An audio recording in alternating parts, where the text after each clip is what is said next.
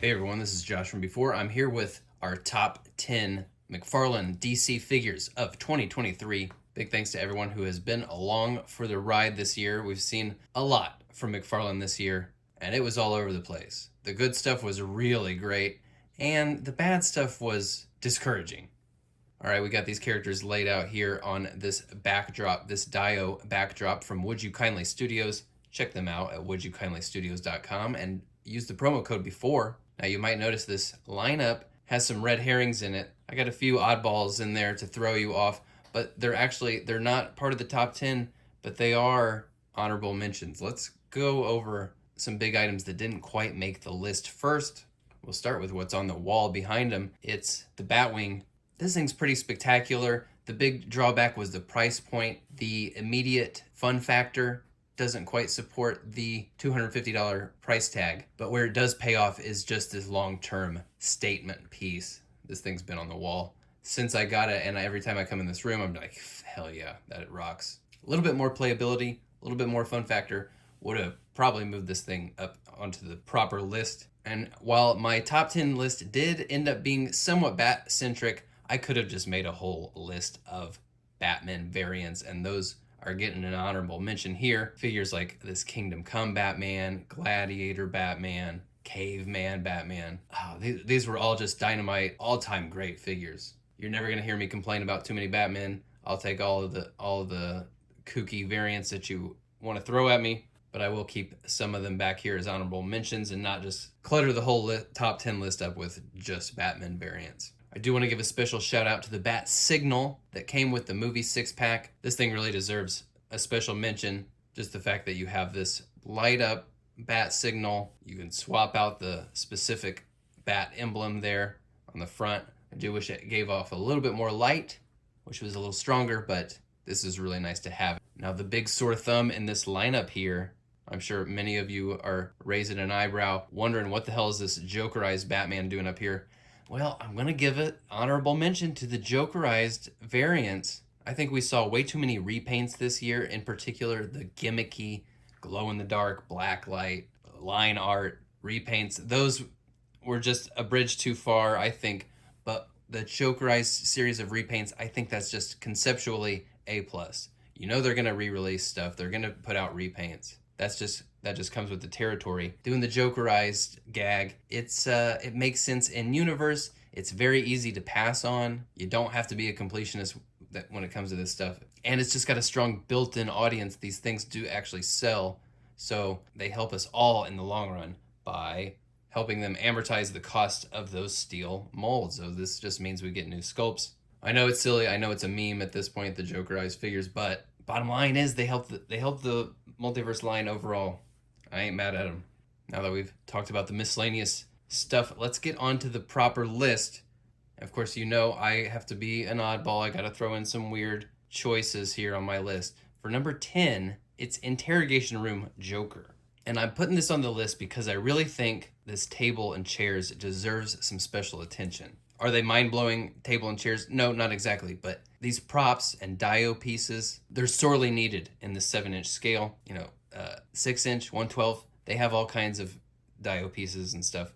7-inch, it's just a little less common. It's harder to find pieces that really work with this scale of figures. Back almost 20 years ago, McFarlane did some Matrix figures, and they did a Morpheus that came with that high back leather chair. Look at that thing on eBay right now. It is still fetching a pretty penny because Dio pieces, interactive props like this, they're in high demand. I think we need more of them, so hopefully 2024 has more stuff like this. And the Joker figure is very good. It's about as well done as any other of the Dark Knight trilogy figures. Now let's go on to number 9. This is me being as objective as possible because as far as my collection, my display, I don't really have any need for this movie Blue Beetle, but the figure is just too good not to include. This thing is, from an articulation standpoint, about as good as an import. The level of detail and the paint, the sculpt is tremendous.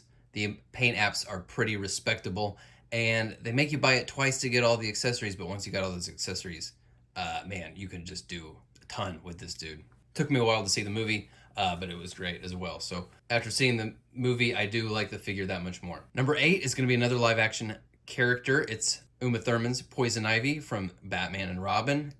Really, just about any of the figures from that Batman and Robin wave could be on this list. They were all excellent.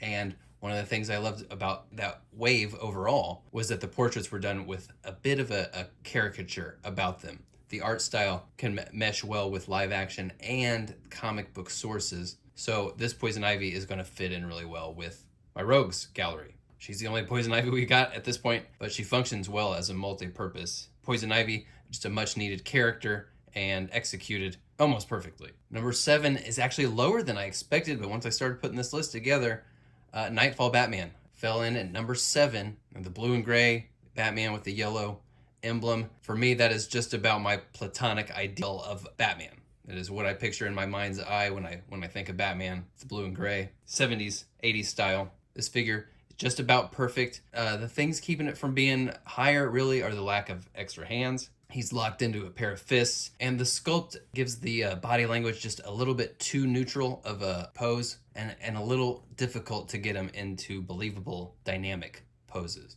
A figure that I had more luck getting into dynamic poses was the Page Puncher's Black Manta from the Aquaman wave. This dude's so great. I didn't even pick up the Aquaman movie Black Manta. This is just much more in line with my personal aesthetic tastes. I think this design looks a lot like Yoji Shinkawa artwork, who designs characters for Kojima games. This got a real Metal Gear Solid kind of look about it. Just a great blend of form and function. I really love the blades, the forearm blades that can be removed, give you some more options for posing and displaying. This guy rocks. Number 5 is going to show off my bias in a big way. It's Val Kilmer from Batman Forever, from the Batman movie 6-pack. Again, just about any of the figures from that 6-pack could have made this list, but it comes down to one, my personal preference, my personal tastes. Just a big sucker for Batman Forever. And the articulation, the fun factor here, this is executed about as well as any DC Multiverse figure has been done to date. If this guy had a sculpted cape, he probably would have been my number 1.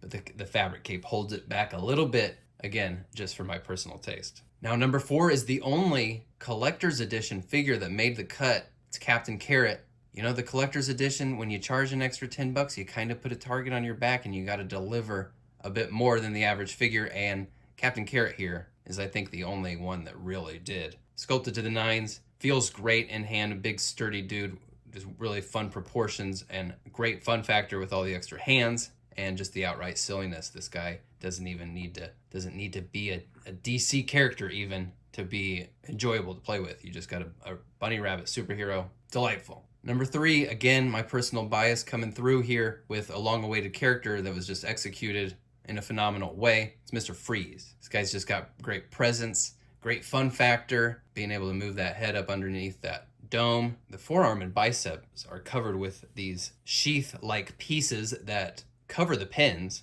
on the arms. That's a really nice touch. The biggest gripe really is that some of the paint is just feels like it's laying on like a thick candy shell, and some of the details, some of the sculpted details kind of fall out a little bit in those spots. But just a great example of they really make you wait for a character, and when they finally get around to doing them, they nail it. We saw 3 Mr. Freezes this year. This one blew them all away. And what really blew me away, surprisingly, was this Catwoman.